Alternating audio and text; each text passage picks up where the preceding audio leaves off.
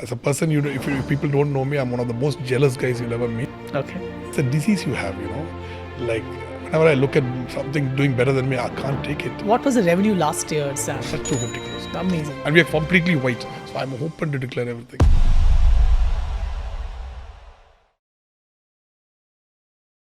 In today's episode of Grow Your Influence, we have a very famous Sam Paul who runs Paulson's Crew. He is an entrepreneur, philanthropist, he's an actor, and he wears multiple different hats. He runs salons, gyms, hotels, and many other accolades out there which you see on the screen right now. And today we're going to have him on the podcast. So let's check this out. Sam, first of all, joining on this program, and I'm so excited, very inspired also by you because I've always seen you work really hard. You run colleges, schools, restaurants, salons, gyms, and even ice cream parlors. So much diversity. How? I think that's the person I am actually. I've been telling this to everybody. I mean, a lot of people ask me, why are you diversifying so much? And I think I like new challenges. I like to face new challenges. I like to do things very different. And it doesn't matter actually what you do actually, to be honest. If you do the same thing also, I've known a lot of people who develop the same brand across and that's inspiring as well. But if you want to diversify, I think that basically stems out of the person you are. Whether you want to accept more challenges and to try new things and to keep you more motivated rather. Right. So you basically say that you take one challenge every year, one new challenge every year. Not that easy also, right? I mean, because you want to do a professional job, it's not like you can always take up all the challenges and win all the challenges. We try to. Okay. But we are running out of challenges also because the problem is we are in most of the sectors right now. Wow. So, as an entrepreneur, what are your top 3 values that has helped you in your journey by far? I think discipline is the first thing. You have to be disciplined. Discipline not only is for getting up in the morning, going to work, and all these. So we define discipline as finishing your work on the same day. That day's work has to be completed the day before you leave the office. That's how I define discipline. It's not about going to shave to the office or being well dressed and all this matters a little bit, but I think the most important thing is to be very correct at your work. The second most important discipline is also financial discipline. You have to be very well planned with your finance and everything, so that especially when you're diversifying and when you're expanding, you do not want to play with money that which is needed for the company and stuff like that. So financially you have to be very well planned and disciplined. So this discipline is the first part. The second most important thing is consistency. I always say this, if you're looking at consistency, I think they look at fire and they say fire is the most destructive element. Actually, I disagree with many people. I say water is the most destructive element. The water coming out of an air conditioner, that drop by drop will break a concrete. So consistent, same place. So your consistency is most important, because some people just blow very hot for a certain period, and after 2-3 weeks they just get bored. But being consistent across, doing the same thing, even if you get bored, which is very important. That's the second most important quality. Third most important quality is ethics. You have to pay your taxes. You have to pay everything on time. You have to pay your staff the right wages. You have to give them all the right increments. They should be happy. Indirectly, you become happy. Ethically, a lot of people, when we started business, they say, why do you have to pay everything in white? Why do you have to show that? This is across India, I'm sure, not limited to any particular community. But the minute you do that, you cannot expand freely. You are 24 hours, your mind is caught up in nonsense. So the idea is to make sure that you expand, and the only way you're going to expand is by being very ethical in everything you do, and even with your customers and the service you're offering, and even with your vendors, everything, your landlords, with your banks, everything, you have to be very ethical. Right. Who inspired you to follow this path of entrepreneurship? I think it was a childhood dream actually. Rather, I've seen my father work, and I've seen him work. I've seen the goods in him. I've seen the bads in him. I thought maybe I have to be a little more different. So I think I had that opportunity to look at somebody and say, I want to become like this, but I want to be a little different to what this is, the way things are being done right now. So I think one big inspiration is my father, of course. And of course, I look at a lot of other people also, how they do business. There are some people who they say is they change the game completely, like the way Michael Jordan changed the game. In '84, when everybody was in Converse, he went to Nike, which was a ladies' jogging shoe, and he said, "I'll tie up with you, in the sense that you give me a percentage of the sales," which was never done before. You look at the game and you change the game. So I think I look at such people like who are exceptionally good at the business also. Right. Amazing. After years of hard work, people know you as a franchisee king now.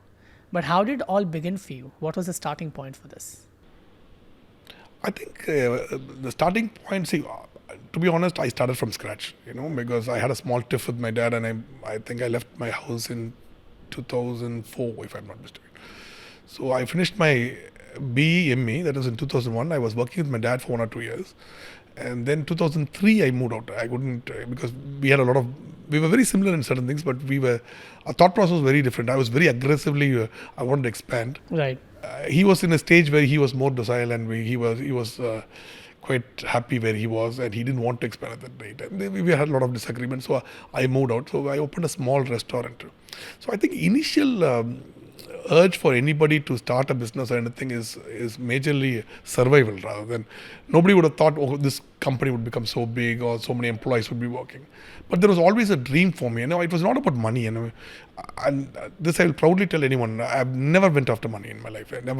And nobody should go after money, because it's not a very pure thought to have money as your priority. For me, generating so much employment right now. For example, we have 7,500 people for us. 7,500 people working with you. Right, across. And the most important thing is, even if we find that someone is now not useful in the system, we still don't send them out. We try to use them somewhere else. We have never dismissed anybody and said, get out or anything, unless, of course, there's some theft involved or some major problems involved. Otherwise, if you look at the entire company, it's a company which has almost 0% attrition. People who have been with us since 2009 are still with us throughout. Yeah, so I think the aim has to be pure. I think it's the culture of the company that you have built. Right. I think and the start was always, any big entrepreneur will tell you it's just a survival. For them, it's getting your next meal, and that's how it all starts. And then if God's grace and luck is there, then possibly you could go up. Right. So this whole idea of starting the franchisee, like you said, you started with a restaurant, and your idea was to survive because you had disagreements with your dad and you moved out. So when did you think, okay, let's make it big, let's just go in the franchisee way? What was that ideal pivoting point? Because many entrepreneurs don't know when should they really call for franchisee opportunity or give that. Like, what do we really get? How do we do that basically? So the first restaurant I started was a franchisee also. It was called Casa Piccola. Right. Casa Piccola was a very famous homegrown brand in Bangalore. So they were exceptionally good food, and we... Casa Piccola in the Haagen Dazs Road, is it? That was mine. Oh, lovely. That was my first business also. On the first floor, I guess. Yes. Yeah, lovely. Oh, I didn't know that it was yours. Okay. This was the first business I started. It was a franchisee I took from one Mr. Bhushan Oberoi, one of my biggest gurus that time, how to do business. Nice. Very calm man. And see, you meet some people will inspire you with confidence. Some people inspire. This man, there's a serene calmness around him. Whenever we are with him, you forget everything and you think, why are we running so much when we have to relax a lot, So very nice gentleman. He taught me so much about business. So we ran it for 6 years. And then the tenancy ran out, and then we had to give it to the landlord and come back. So that was my first business.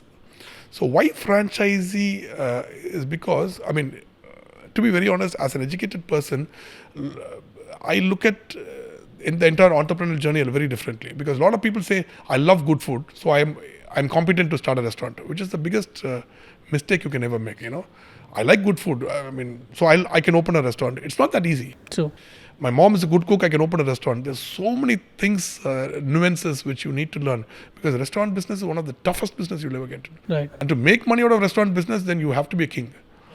Yeah, you have to be really good at it, because there's a lot of consistency, there's a lot of shelf life, there's a lot of issues that keep coming. I'm sure it's management at every sector. So if you're a young entrepreneur who has no business sense, or rather I would say no business experience, then just to wildly get into business, your winning chance is just 1% to 2%. Either you work in a company, understand what it is all about, then start on your own, or you take a franchisee where complete knowledge transfer is done. Yeah. Right. Cool. So that's a great idea, especially a lot of people who they want to become an entrepreneur, but they don't know how to go about it. And I believe your systems are so strongly built, and it's easy to take your franchisee and just follow those systems out Right. there. I see you are one of the biggest taxpayers in the Kilpark area of Chennai. What's your biggest lesson from this discipline that you have been following? Actually, we are one of the biggest. In fact, last 3 years we have got an award right back there. Wow. So for zone 5 for GST, and Do we get awards for being the biggest taxpayers? not the biggest, but on the timely and biggest tax. Last 3 years we got awards. Yeah, last 3 years. Oh, I didn't know this. Okay, Yeah. good. So the thing is, we have increased also. Every year we have increased. And I call the GST Assistant Commissioner and ask her, Madam, this year are we going to be biggest? I think there's one guy who's always, because that's a very big steel milling role, because that's a big, huge industry where his main office is here. So him and me compete, but we're going to beat him this year. So because that's Nice. for sure. Because I don't like to go back on my challenges. But the thing is, I think that ethics is very important. You pay your taxes, and you pay your taxes on time, on full.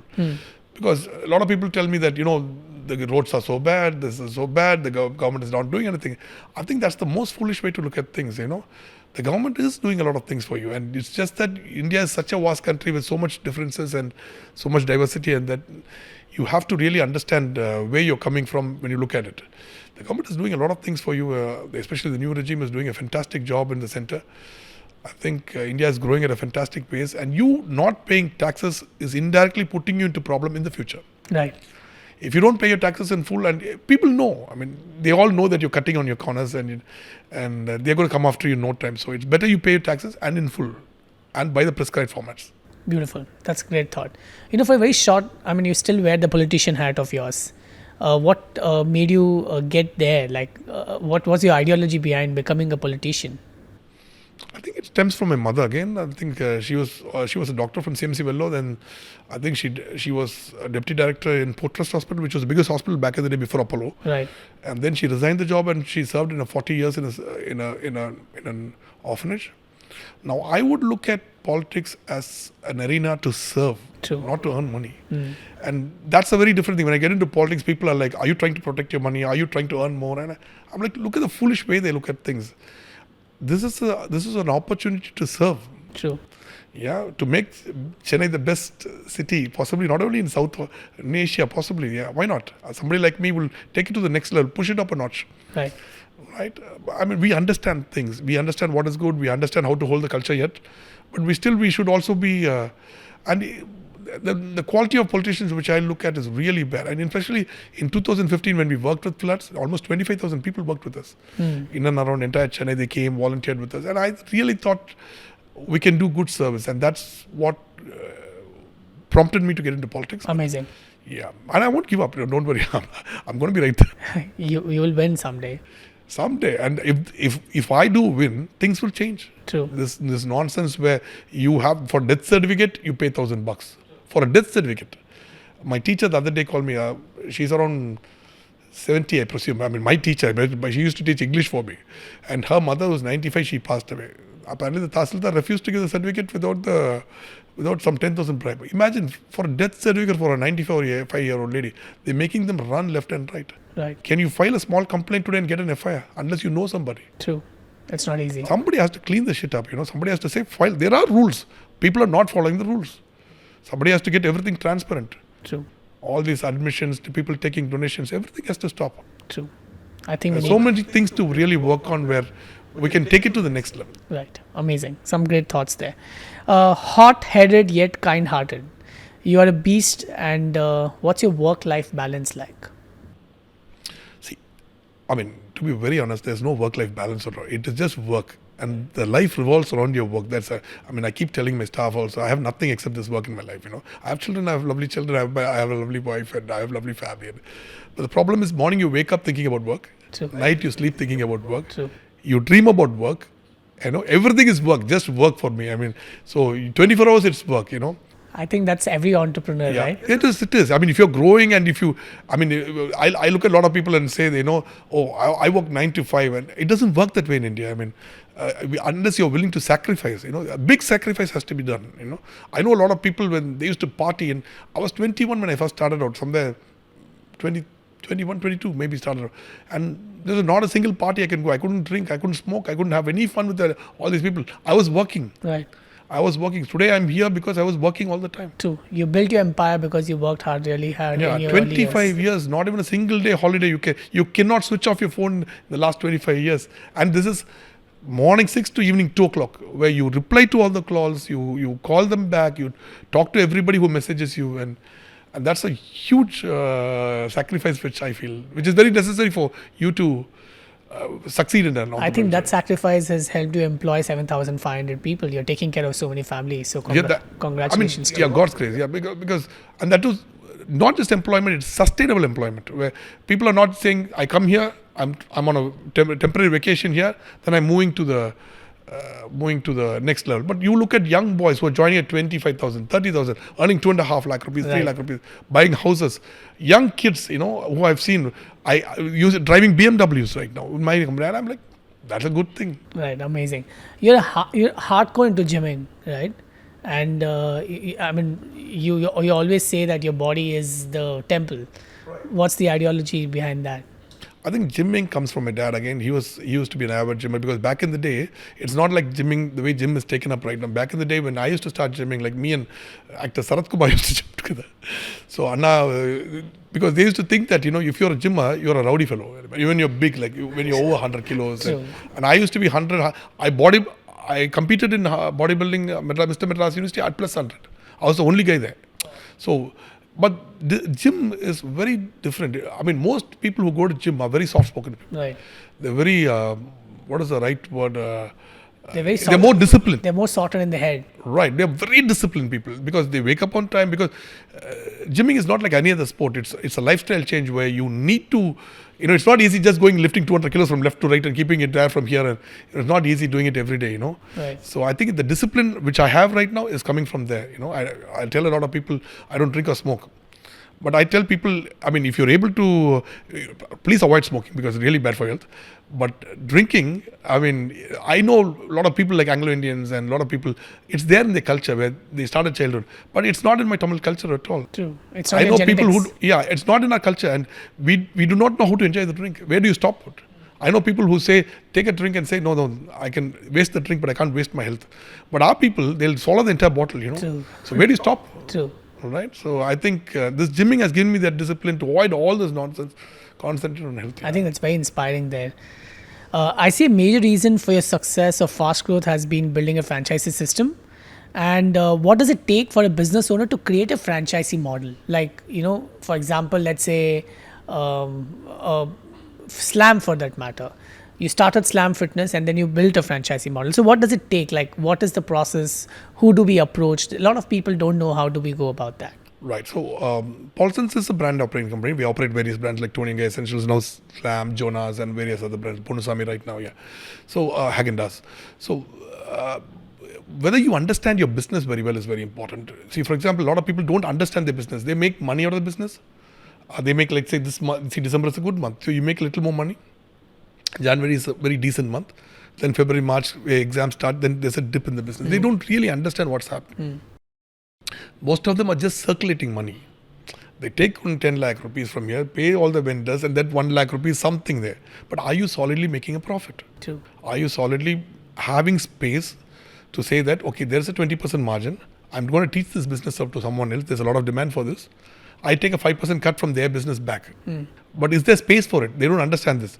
They might be making 10% out. And if they take 5% out all the ROI and all the other problems, they make nothing out of it. So I think whether you understand the business very well, whether you're in grip of it, then comes the legal proceedings and everything.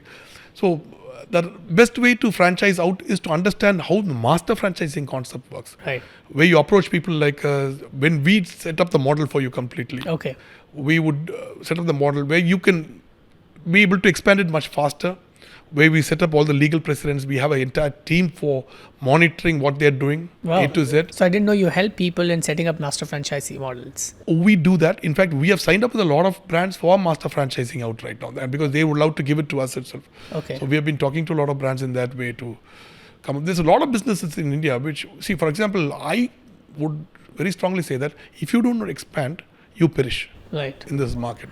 See, the shelf life is very important in any business. For example, restaurants I don't see more than 3 years shelf life. True. The businesses which were doing very well 3 years back are not doing well now. Right. 3 years back, these restaurants would have been top of your line. First thing you'll ever think about is that restaurant. 3 years later, you're like, where is that restaurant now? I mean, this has been common to across all the restaurants.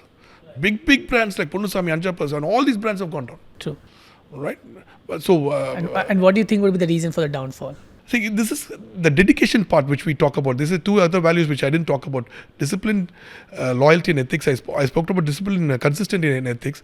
Dedication and loyalty is also very important. Dedication is where you keep innovating in your business. You go to Toni Guy, the haircut which you had 10 years back is not the same haircut you're having right now. We all change our look and feel. Absolutely. Right? So there's continuous training that is involved. The products have changed so much. You need to innovate on the products. I can't keep using the same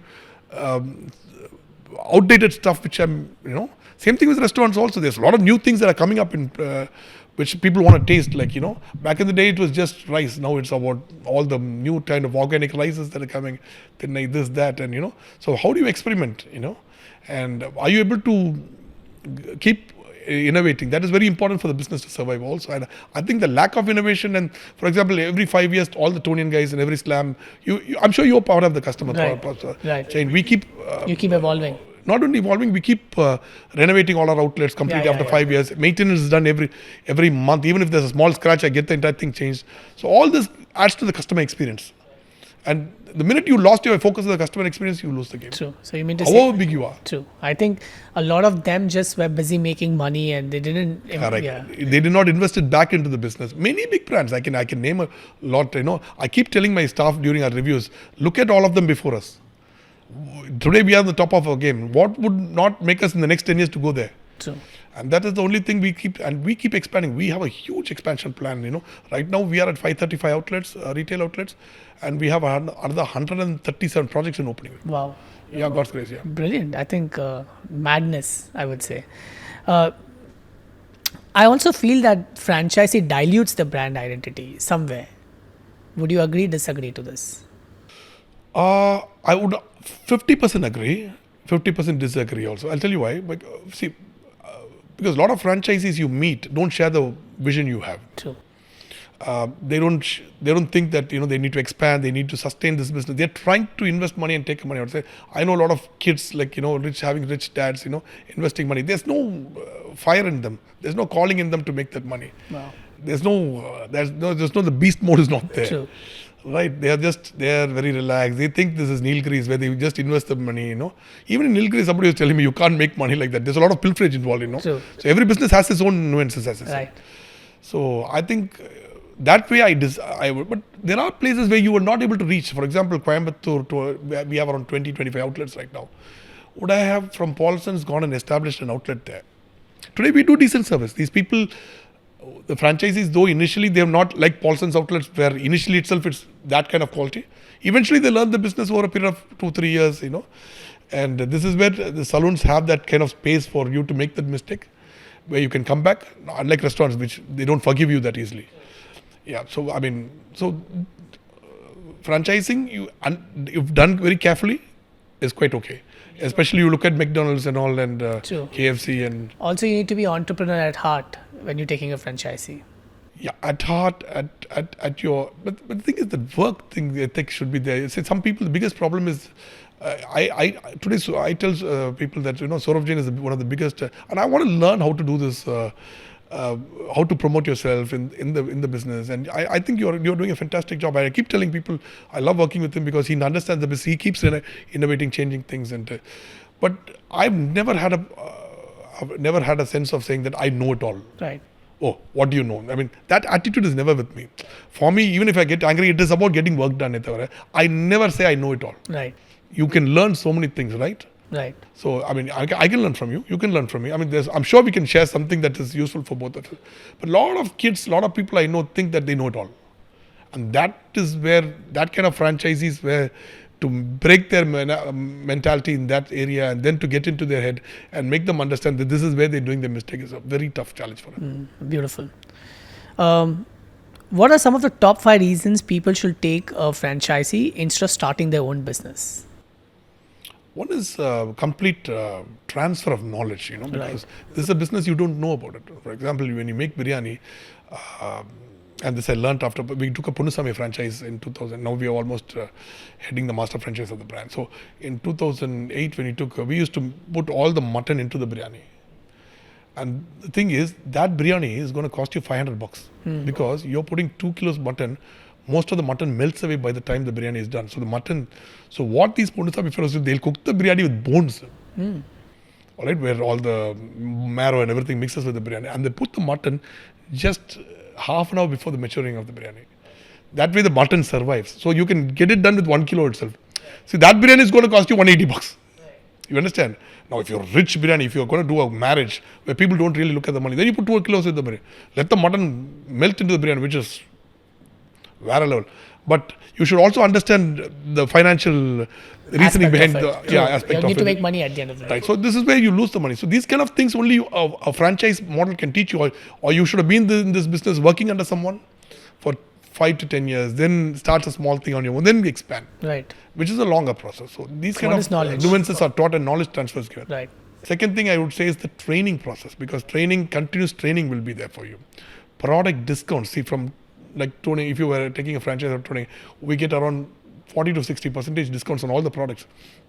If you were to tie up, because such a big conglomerate and we're tying up with somebody, if you were to tie up, they're going to give you 15 to 20% discounts. 15 to 20%. Yeah, so you're going to make a big discount to them. Right, and that's important. Then hand-holding also, continuous monitoring of the business, what you're doing right, what you're doing wrong.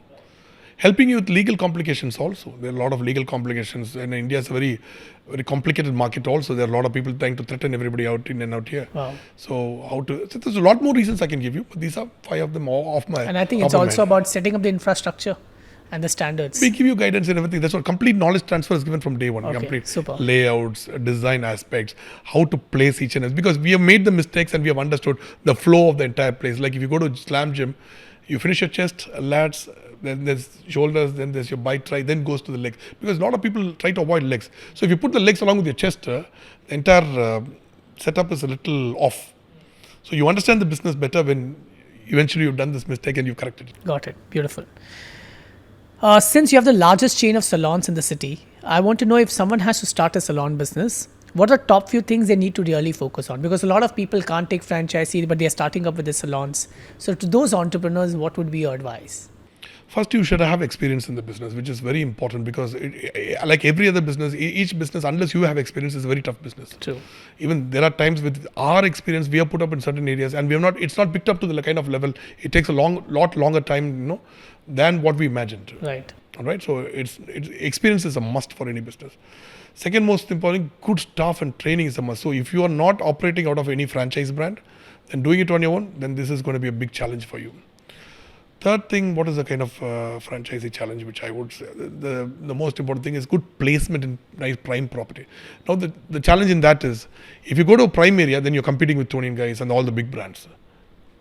Right? Right. If you leave the prime area and go to a fight, then you're looking at business, whether that kind of business is going to help you survive. So these are the kind of things you have to have in your mind before starting a salon. True. Amazing. How can someone overcome the challenge of staffing in the salon business, which I believe is the biggest challenge of the industry at the moment? I don't think that is a big challenge for us, because we have almost zero attrition. As I said, I think the number of staff that would have left us, that hairdressers would have left us in the last, that is the company-owned outlets, I would say in the last 13 years is less than 12. And many of them, 5 of them have opened their own outlets with us, Essentials. And 3 or 4 have moved to US and you Canada and rest of countries, of course. But the biggest challenge would be to keep them happy. Like, see, a lot of people think that, they're barbers or something like that. But here we treat them as real artists. They're kept very happy. Many of them, this month I know a guy. They style very well also, I see, themselves. But the thing is, I don't get appointments in Toni Guy because I'm so busy. I get someone to come here and do it for me here. Yeah. Wow, lucky. Yeah. So the thing is, and going there is a big pain, because you have to make appointments on all this. Yeah. And then they'll be like, oh, boss is here. Then all they have to. So I don't want to make them feel uneasy also. Right. But the thing is, I have seen a lot of people. This month, a boy called Chidambaram in our Besanagar branch, Essentials actually, has done 7 lakh rupees business and have taken over 3 lakh rupees salary, plus incentives on your product incentives and everything. When you look at this kind of business, and if you're able to earn 3 lakh rupees more direct amount as a profit or as a salary, then why would you want to open something on your own? You could rather work with us. Everything is ours. True. The headache of rental, EB, products, licensing, taxes, everything is ours. Amazing. So I think pay them well, keep them happy, treat them with respect. I think they're going to be with you for a long time. Super. I think that's very rare to find in the salon industry. We have almost zero attrition. Amazing. Beautiful. A lot of people don't understand the difference between Toni and Guy and Essentials by Toni and Guy. Like they get confused most times. Which one is premium? See, Toni Guy is a very niche brand, very niche brand. We have placed it in a very luxury niche product, not a super luxury brand. We have placed it as a very luxury niche brand where you can go get yourself a haircut, finish it fast and go home. That kind of Essentials is more of a neighborhood affordable salon, right? Toni Guy is more of a specialty salon, right? That's how we are placed right now. But the kind of customers, we kind of get mingled in both the places, and it's very tough to do branding and say, oh, this is different, that is different. So, see, the training in the salons is almost same. It's no big difference because in Toni Guy, we have around 18 haircuts, but out of which 6 haircuts are short haircuts for women. Because in India, that is not a big demand. That's not something, especially in Tamil Nadu, where women are used for the longer haircuts, I presume. I think maybe Northeast and Kerala, and there are some places where women prefer short haircuts. But I can't see anybody, none of my sisters or anybody, my sister is now in short haircut, but these are specialty haircuts where Toni Guy is trained for. Essentials is more like into 8 or 9 haircuts. Basically, all the normal haircuts are trained with them. Okay, super. So you boost a single reel for rupees 50,000 on the weekend. I've seen this is your best practice. How does it help your salon business? I think it's more of a branding exercise right now. I think you told me a long time back, only the organic growth is the best growth. And, we are right now concentrating on that. We are doing a lot of collaborations and lot more. And we are also asking all the individual outlets to post something and boost so that we get multiple content into there. But I think the quality of content is most important than boosting it. And for me, the boosting is just to make sure that there's visibility there and people know that, it's being visible. Of course, the quality of content from where we started to where we are right now is much improved. Massively different. Yeah, but I think there's much more growth also so we're working towards it. I think our new guy is doing a fantastic job. But the thing is, I don't think it makes a major difference you putting 50,000 or 1 lakh, but I think it's more of a branding exercise right now, where rather than specifically lead generation, I think that's where it is. Super. How many people are employed under the Paulson's group right now? I think you've answered 7,500 people. And when you started this at the age of 21 to your journey now, how old are you now, Sam? I'm 45. Going to be 46 next Sunday, yeah. But 22 at heart. So in total, how many outlets? My email is still sampaul22, yeah. Sampaul22. Nice. Okay, still 22 at heart. But how many outlets in total? Much stronger than a 22-year-old. Much stronger. I know that. Okay. So how many outlets in total all over India? So together, restaurants, salons. We have around, we have various brands, right? We have 535 retail outlets in Paulson's. We have around 10 hotels. There is in a hotel company, and there is 137 retail outlets in that company also that we have franchised out. We 137 what? Retail outlets again in a different company. Okay. Right? We have around 13 colleges and 5 schools in the main thing. Lovely. And I heard that all of your educational institutes are largely from a philanthropy point of view. No, most educational institutions are supposed to be philanthropical in their idea. If you're trying to make a lot of money out of it, then that's a big mistake as well. Yeah. Okay. If someone is failing in the business right now, what message would you like to give them? I mean, I would say the same thing again. Understand your business better. I mean, is there a market for the product or service you're doing right now? Are you able to compete with other giants?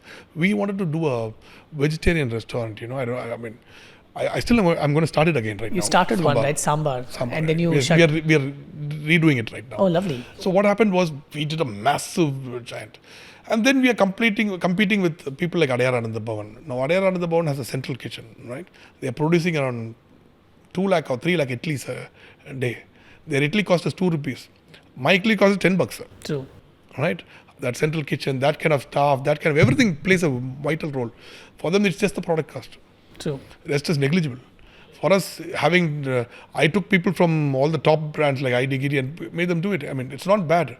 But we did not understand that. Then we understood, today a vegetarian QSR does much better than a quick service restaurant QSR. That's much better than these big things, And a lot of people are moving from there to here. So we are redoing it. But there's a lot of nuances which you need to understand before you start the business. But at the same time, if you think that it's just a matter, a lot of people have that thing in their heart. If you believe you're right, your products are right, your marketing is right, your service is right, the experience is right, people are liking you, it is just a matter of time. They need to hold on and not give up. Beautiful. Sam, what's with your bike and car madness? And what are some of the bikes and cars you proudly own? So, How many? so the thing is, I'm not going to say how many and all because I'll get into problems. Bikes I have 6 bikes actually, 4 of them super bikes. One the bike my dad gave me is still there down. So that is a 95. That's the first bike he gave me, and then one small bike which I like to roam around here and there. So these are the bikes I use. Then I have.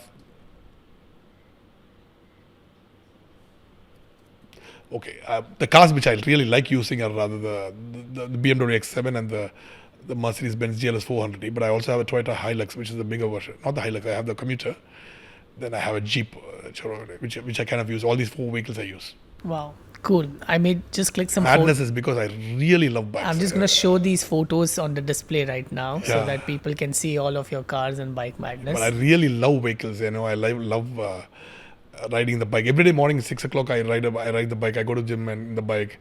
So taking the super bike, because all these are 400 kilo bikes, really Yeah, it's big crazy. monsters. I've clicked photos with your bike down sometimes. Yeah, super. So you take different bikes to your gym? Yeah, every day a different bike, yeah. That's nice. You should be very popular in your locality.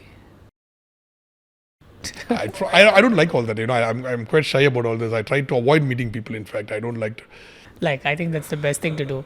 I think that's the best thing to do as an entrepreneur. Just be in your own zone and keep working. Which is your most profitable venture in comparison to education, salon, fitness, food? I think service is very profitable. I mean, any service for the gym, it can be gym or it can be a salon service. It can be, both are very profitable. If you do it right, it can be very profitable compared to education is not a business. It is you work in the education business, you can take a salary out of it, but you can't make a profit out of it. So that's how I look at it. That's how the government has defined it. So that's how I also follow it. But the food industry is not exactly a very lucrative industry, to be honest, because too much competition. Everybody wants to get into it, and everybody's getting into it. Everybody's getting out of it. True. Yeah, everybody wants to start one cafe and then I they think shut it down. salon industry and gyms are really Salon and gyms. Nice. any service for that matter. Yeah. I've seen this act of yours. Every time you open something new, you donate an X amount to an orphanage or a good cause. What's the ideology behind it? I mean, I want to give some kind of a banda answer here, but it's nothing to do with that. I mean, I believe your company should be a service-oriented company. Right. Your aim for the company should be very pure. It's all not about money, and so it's not only that. In fact, last year we became eligible for CSR. We've been doing a lot of work with a lot of. I mean, my calling is, I don't like to come and say, okay, this is a CSR fund, I donate here and that makes me famous back in the day, put me back on the limelight, run a magazine, put your face on the cover every day. And that's not how I look at things. It should be real service, So I work with destitute women, that is women who have been, men also for that matter. We work with Little Drops, we started working with them in 2001. We work with Premavasam, which is an orphanage and for children, underprivileged children. We work with Mercy Home, which is again destitute women. There are women who have been beaten, raped, even in police stations for some time. I've heard a lot of stories of mentally retarded women. So there's nobody to care for them, and I personally believe you being strong is to protect people who are weak. It is not to bully other people and other things. So this is my calling, I think. Wow, that's some really good thought there. What's been the most beautiful moment as a business owner?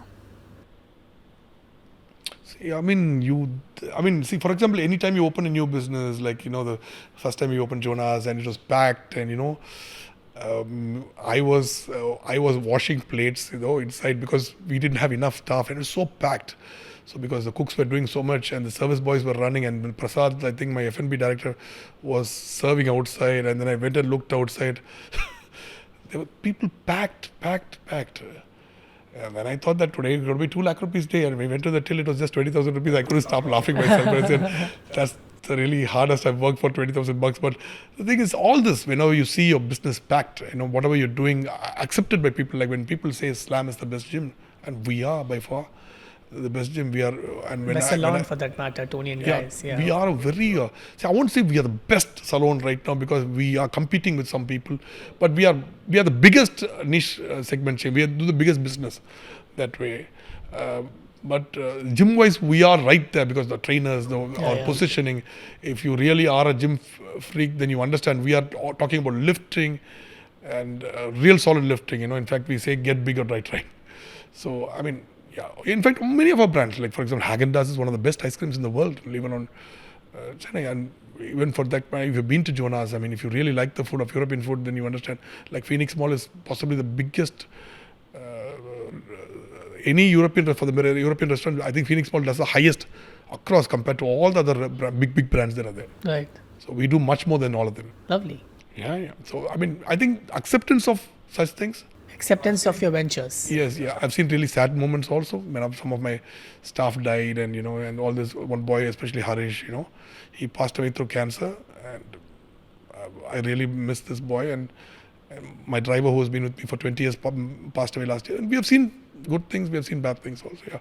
But this acceptance of your business, I think that gives, as an entrepreneur, that gives you biggest happiness. Go and tell people I've opened something and it's packed. True. Beautiful. Despite being busy, you handle your social media, you reply to emails and messages, and all of this instantly. How? I think that's the negative in me, actually, to be honest. I reply to all the calls, messages. If you look at my my 3 things, there is one is my Instagram messages, Facebook messages, my WhatsApps, 2 WhatsApps I have, and my mail IDs, 3 mail IDs. Everything is replied within 10 minutes and kept and folded, deleted unnecessarily. Things are deleted. So I don't like to engage people saying, "Oh, Sam, sir, you're such an inspiration. Thank you very much. Finished matter." That's all. I don't like to engage there, but I like to engage when people ask you for advice, and people. There are of course a lot of work things that keep coming when you run such a big organization. So this is where I like to engage and talk. Otherwise, but social media not as good as you, man. You're doing a lot of good jobs. But whenever I get time, just to post a picture here and there, just to keep you active, here and there. Super. But you said it's a negative thing. Because too much time on the social media is a negative thing. Sometimes all this Instagram is quite addictive. In fact, because I think it makes the world a little faster than it has to be. If it's a little slower, I think you enjoy everything. Like for example, I don't know whether do you ride a bike? I don't ride a bike. Right. So I've driven this car from Chennai to Pondi at least 10,000 times. I don't know how many. Last 25, I started driving 95. So how many years it is? So I'm 22 years old. But the thing is 95 to now, what is 30 years? 30 years now. 29, 30 years, yes. 30 years. So 30 years I've driven the car around maybe 10,000 times. But the minute I drove the bike one day to Pondi, you see so many things. The beaches, the sunset, you miss so many things in life, which I've never seen on the car in this 10,000 times. And they're beautiful. There are beaches where you look at it and you say, "What? Oh, Chennai is so beautiful," but you would have never seen it in the car. Right. So there are so many things you miss in life because of this Instagram and all this. I think it's very negative. I think so. I think to a limited, you're able to control yourself. It's like you're drinking. You're limited. And you say if you one drink is okay, it's okay. But if you just keep on going on it and you're there all the time, then you're stuck in the loop. Yeah. Right. Okay. So what was the revenue last year, Sam, as Paulson Group? See, Paulson's group, we are very open about it, and I think, God's grace, code year 2021, we did 47 crores. 21-22, we did 72 crores plus GST. 22-23, we did 136 crores, including GST. Lovely. Paulson this year is heading towards 190 crores, including GST, Paulson Salon. But then the group will touch 250 crores. Amazing. Congratulations on this victory of yours. And we are completely white. So I'm open to declare everything. That I know. I mean, I'm so happy to see the declaration coming there. Okay, let's move on to some quick, rapid questions related to business. I'm just going to ask you a quick question. I want some quick answers from you for the same. To become a franchisee king, one needs to Understand the business very well. a salon dies because You're not treated your staff properly. 3 most important thing in running a successful restaurant is Quality, experience, nowadays quantity also. how to get more people to subscribe to a gym. What's your best idea there? Positioning is very important for gym. I mean, a lot of gyms are fitness gyms, but we are an extreme fitness gym. Yeah. Right, amazing. Why do people accept defeat fast? I think the fire is not there. I mean, to be very honest, if it's your dad's money, you're going to accept defeat fast. But if it's your own money and you earned it, then you're not going to accept it. Superb. When do you accept defeat? Never. Nice. If a businessman has to restart again after failure, what's your advice to them? Understand the business better. Nice. What's your advice to the millennial today? Millennials are the new kids, is it? Yeah. I mean, learn from your elders. Learn from your elders. Nice. Why? Who do you love the most and why? You're putting me into problems now. I would play the same. My mom, my mom You is. kept quoting her quite a few times. My mom is such a sweet. Of course, my wife is there, but my mom, Yeah, superb. So you'd say that you love your mom more than your wife? yeah. Hiding my hiding my face. But I'm here. sure my wife will understand me when Yeah, I say that she would, because this 81-year-old man who has dedicated her entire life for others. So yeah. Actor, entrepreneur, politician, philanthropist, which of your roles is dearest to you? Just a normal, humble, ordinary guy, Ordinary Working- guy doing extraordinary things. by the grace of God. Beautiful. Thank you, Sam, for being part of this podcast. I think there was so much to learn for me myself, and I'm sure my team is also very inspired by you, and many of them who's going to watch this is going to be inspired because not many people know this side of you. Yeah. Right? I think the story is something that people should watch and learn about you. Thank you for being here. Thank you, Sorav. Last thing is, as a person, if people don't know me, I'm one of the most jealous guys you'll ever meet. Okay. It's a disease you have, Like whenever I look at something doing better than me, I can't take it. I said, like when C3 was out there, the gym was there, and they invested 4.5 crores, and my gym was like 1.5 crore. I said, bloody well, how can they do this better than me? And my friends were clicking pictures and saying, this is the best. And I said, I'm coming. So we looked at processes, we looked at positioning, we looked at other things, and we changed everything. Today, this gym last month has done 22 to 25 lakhs. And we have 6 slams in this road now. C3 does 8 to 10 lakhs. I'm just telling you about the numbers. So is jealousy good, bad? Very good if it is helping to do business. Being paranoid, being jealous, being overthinking is all important. Because it doesn't make you a bad person, it makes you an extremely competitive person. You need to compete in everything you do. Today, in this world, you mean to say? Maybe jealousy is sometimes the inspiration to do something great. To compete better. To compete better. Yeah, you need to look at people and say, bloody well, he's doing better. I remember the conversation I had with you a long time back, and it was about C3. And you did tell me that, how did you find the gym? I said it great. And you said that it may not survive for long because they have a very fancy equipment and all of that so fancy, but that's not how gym operates. It doesn't work like that. Is that what you told me at that point of time? I did. Yeah. So, and you were very clear about that. And I think they're not very, in comparison to Slam, I'm sure they're not very successful as much as Slam is. We are right now at 58 gyms. We are opening 4 more this month. 4 more opening this month, 62. And the thing is, it's about, one thing is about consistency, treating your staff well. These are all part of the Paulson's ideologies. But also the fact that the gym looks brand new. Today morning I walked out in Slam and I'm like, I really enjoy the Slam experience, which I have. Which one? Slam? Like Slam Kilpock, I walk in Slam. I think you love Slam Kilpock, no? I love Slam. I love all Slams, but Slam Kilpock is my favorite. I've got a good coach there who takes good care of me. Who's that coach there? Sunil, he's a good guy because he puts up with all my tantrums. So. Nice, super. I think this whole point that you just raised right now, I think the last point was the killer point where you honestly confess that you're a jealous guy. Very competitive guy. I mean, you look at something. I look at when Bones first opened, and the first job was to take a franchise out of Bones called Cut It Out. So they had a brand. So we went to take a franchise. Then we moved to Toni Guy. So all these people used to say we have 36 years experience, 38 years experience, and all this. And I said, wait, I'll come. Nice. You understand? Today, I think they sold out to JCB, but look at us. I also see this that you take a franchisee, then you learn the model and you start it on your own. Which are you talking about? Toni Guy. Both Toni Guy and Essentials belong to Toni Guy. Okay, fantastic. It's not our brand. Right. So we can't do that because it's a violation of them. But both Toni Guy and Essentials belong to Toni Guy. Slam alone is because I've been gymming for a long time. I've developed this brand. We wanted to work with Snap Fitness long time back, but I think it didn't materialize because it's a very prefix program which I didn't adhere to. I was thinking more of an extreme fitness where you go lift and. Cool. Super. Anything else that you would like to share about yourself to the No, audience? nothing else. Fantastic. Thank you so much, Sam, for being part of the show. Yeah, And thank you very much for having me, Sorav. And yeah, thank you. My pleasure. Thank you. So this was Sam Paul for you, the founder of the Paulson's Group.